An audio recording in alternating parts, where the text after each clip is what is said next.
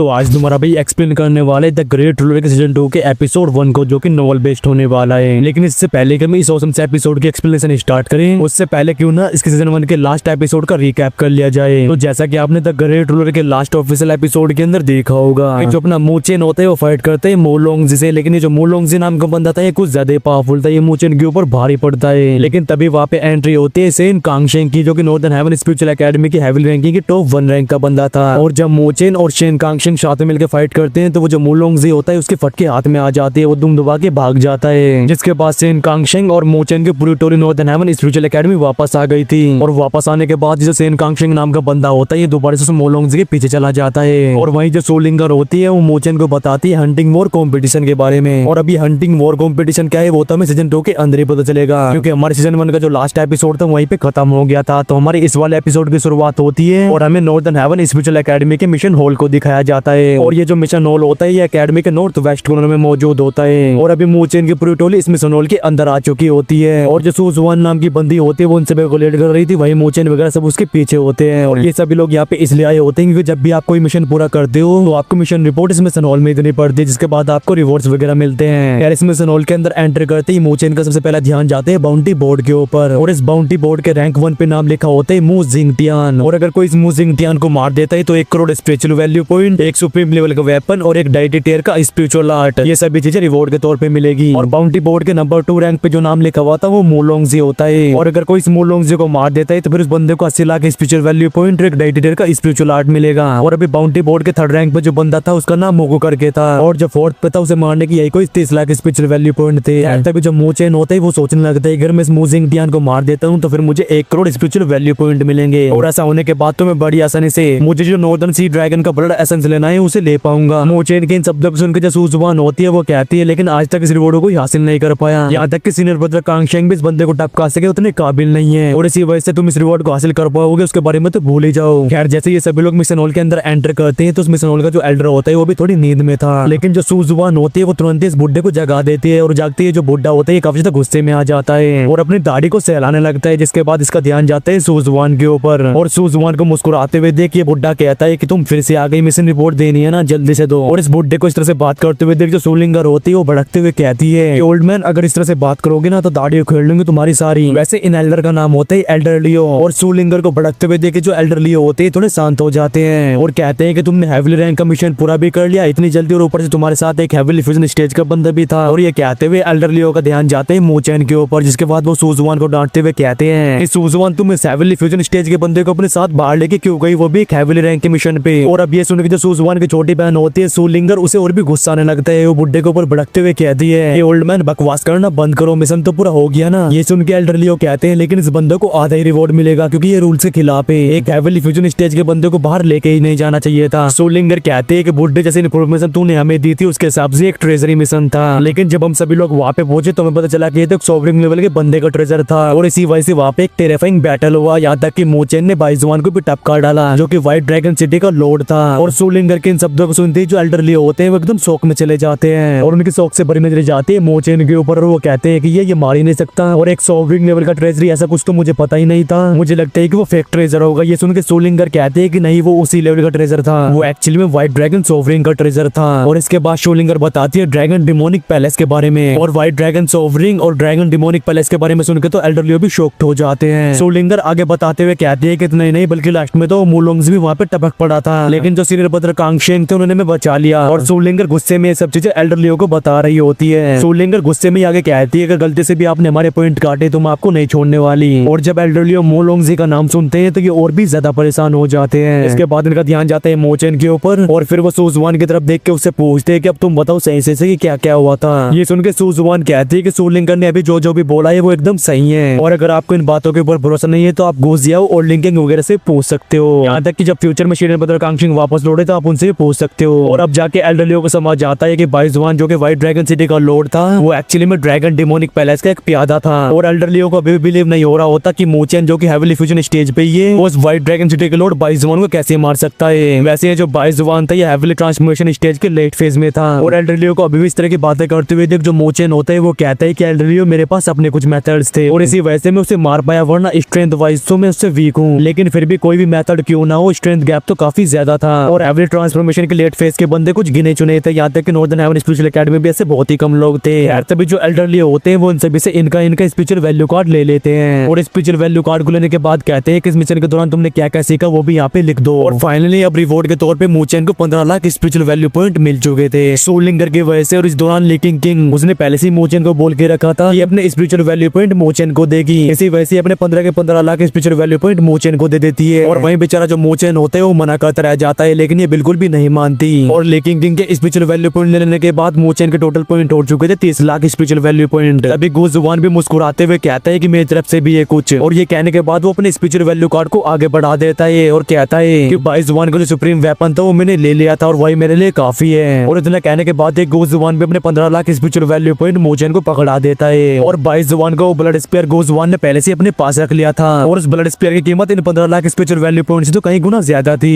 यार तभी जो सोलिंगर होते हैं वो भी अपने स्पिरिचुअल कार्ड को आगे बढ़ाते हुए कहते हैं कि क्या मेरे भी स्पिरिचुअल वैल्यू पॉइंट चाहिए। और सोलिंगर को भी अपने स्पिरिचुअल वैल्यू कार्ड को आगे बढ़ाते हुए देख के जो मूचेन होता है वो कहता है कि नहीं यार, मिशन में तो सभी लोग साथ में गए थे, इसी वजह से बिल्कुल भी सही नहीं है, मुझे माफ कर देना। ये सुन के सोलिंगर कहती है कोई बात नहीं, लेकिन अगर फ्यूचर में कभी भी स्पिरिचुअल वैल्यू पॉइंट की जरूरत पड़े तो मेरे पास आ जाना। और ये सुन के जो मूचेन होते हैं वो इन सभी की तरफ अपने हाथों कप करते हैं, जिसके बाद यहाँ से निकल जाता है। और अभी मूचेन को लोली से भी मिले हुए तकरीबन आधा महीना हो चुका था, इसी वजह से जो मूचेन होते हैं वो फ्रेशरमैन एरिया की तरफ पहुंच जाता है। और अभी इसका जो मेन प्लाजा होता है उसके अंदर जावलिंग और ये किंगलिंग वगैरह कल्टीवेट कर रहे होते हैं। और तभी इन सभी लोगों को भी कुछ फील होता है, जिसके बाद ये सभी लोग देखते हैं कि मूचेन भी वापस आ चुका है। और मूचेन को आते हुए देख के सभी लोग काफी ज्यादा खुश हो चुके थे। यार जो मूचेन होता है वो इन सभी से आके मेल मिलाप करता है, जिसके बाद वो सीधा पूछता है कि लोली कहाँ पे है। और लोली के बारे में सुनते यहाँ पे जितने भी लोग मौजूद होते हैं वो थोड़ा हिचकिचाने लगते हैं। और इन सभी के हिचकिचाहट को देख के मूचेन समझ जाता है कि कुछ तो गड़बड़ है। वो कहते हैं कि क्या हुआ है। जावलिंग कहते हैं कि जो लोली है वो फिलहाल के टाइम पे रिकोपरिएट कर रही है। अभी किंगलिंग बताते हुए कहते हैं कि यांगोंग जो पहले एक अलग ग्रुप चलाया करता था उसने उसे तोड़कर डायमंड्स गेट को ज्वाइन कर लिया है। और इस डायमंड्स गेट को हेवली रैंक के 4th रैंक के बंदे जिसका नाम है उसने बनाया है। और जो मूचेन होते हैं वो पहले से हेयाओ के बारे में बहुत अच्छे से जानता था।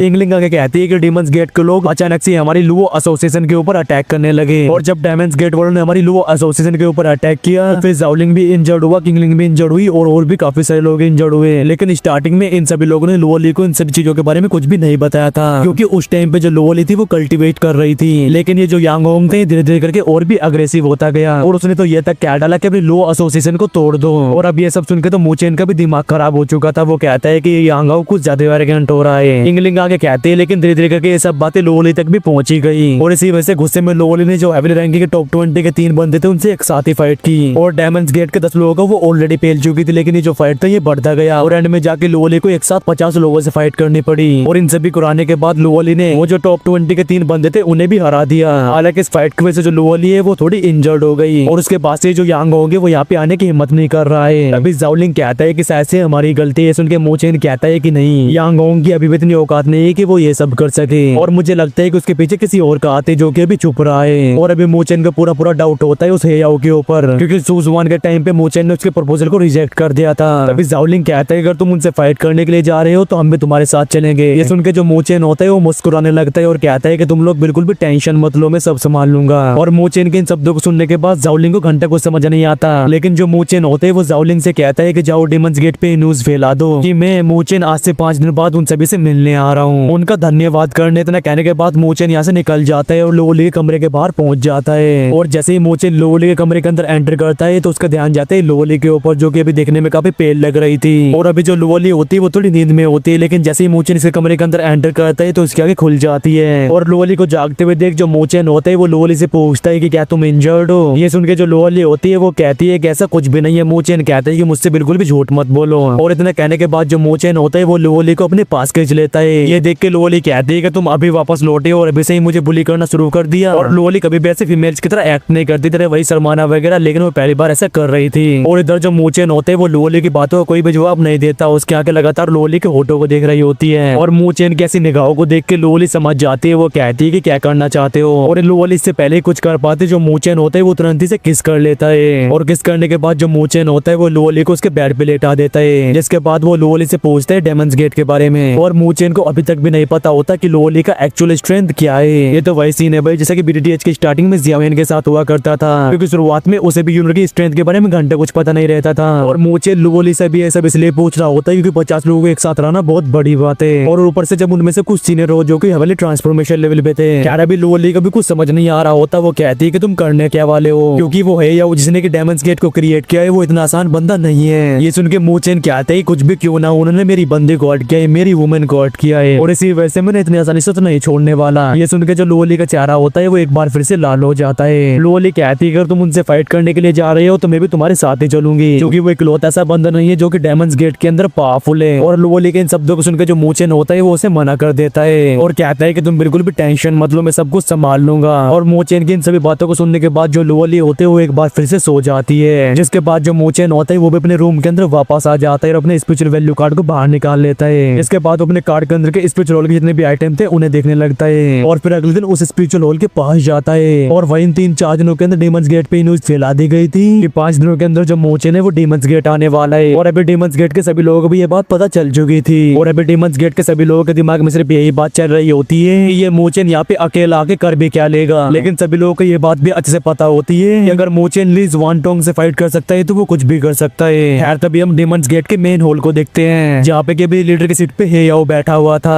और अभी इस हेयाओ के साइड में वो कमीना यांगोंग भी खड़ा हुआ था और एक और बंदा जिसका नाम चेन हुआ था जो कि हेवीली रैंकिंग में 18th रैंक पे था वो भी उसके साइड में खड़ा हुआ था। और कुछ दिनों पहले लोली ने इस चेन हुआ नाम के बंदे की भी अच्छे से कुटाई की थी और अभी जितने भी लोग यहाँ पे मौजूद होते हैं उन सभी के दिमाग में ये चल रहा होता है कि आखिरकार ये मूचेन करना क्या चाहता है। और इस दौरान जो हेयाओ होता है वो मुस्कुरा रहा होता है और आराम से बैठ के टी पीने में लगा हुआ था। हेयाओ कहता है कि भले उस मूचेन ने ली ज़ुआनटोंग के साथ 3 मूव्स का बैटल किया हो, लेकिन जब वो कल यहाँ पे आएगा तो देख लेंगे कि वो क्या करने वाला है और उसे अच्छे से बताऊंगा मैं कि तुम अकेले डेमंस गेट में आके अपने आप को बुली करवाने के लिए ही आ रहे हो। इसी के साथ सीन चेंज होता है और हम अगले दिन का सीन देखते हैं और आज ही वो दिन होता है जब मूचेन डेमंस गेट आने वाला था और इस रीजन की वजह से भी पूरी अकेडमी में ही उथल पुथल मची हुई थी और बहुत सारे लोगों को ऐसा लगता था कि हेयाओ जो कि हेवीली रैंकिंग में 4th रैंक पे वो इतना पावरफुल है कि वो सूज़ुआन को हरा के उसके टॉप 3 के प्लेस को ले सकता है। लेकिन सूज़ुआन की ब्यूटी की वजह से वो जानबूझ के ऐसा नहीं करता था और भले ये मूचेन जो कि काफी टैलेंटेड है लेकिन इसका लेवल अभी भी काफी नीचे है। यार तभी हमारा सीन जाता है डेमंस गेट के ऊपर यहाँ पे क्या डेमंस गेट के 10,000 लोग या फिर उससे भी ज्यादा लोग इकट्ठा हो चुके थे